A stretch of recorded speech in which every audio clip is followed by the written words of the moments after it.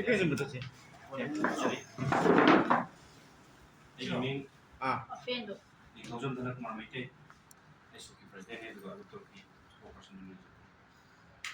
Nasi belum main dokter KMSU MSF, SMPC, Sukamadi EMSA. Bagi terus atas dulu lapa menipuda energi untuk bina bagai muatan ba,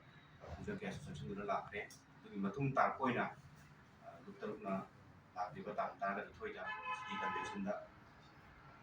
NRC Manipur implement tawina kita muta tuan ba Manipur le iba sing amadi tamdre iba civil society organization sing amadi mayro look sing ai ba organization sing asigi leader sing di ba consultative discussion nama isin na ba tu sana kita muta sem sablo isre masi hai ba discussion asida ikoina kana jaga da sing asi koi nandam asida tuan ba lo na leba sing deki antara kami itu sesuatu di bawah itu sing illegal sing ketika itu yang misi karena bila mereka itu nggak tahu bila mereka itu sesuatu adalah apa kemudian memberi ini nak kita hari discussion masih sinjah ini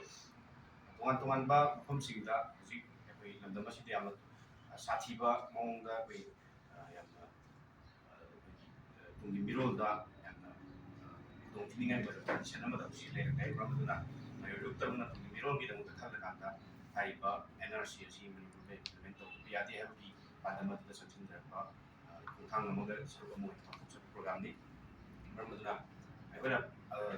pangtok sari basi dalam mesti lagi ba tuan ba business people sih yang misi karena kita untuk pangtok program ni bermula haiba civil society organization man leader sing di YouTube sing leader sing lapi na presiden program sih social media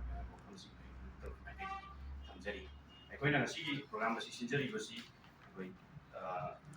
hana sudum khanguna la tarum man du khangna du lagaba tuan ba teaching gi lamchingda illegal immigrant sing la shala kanda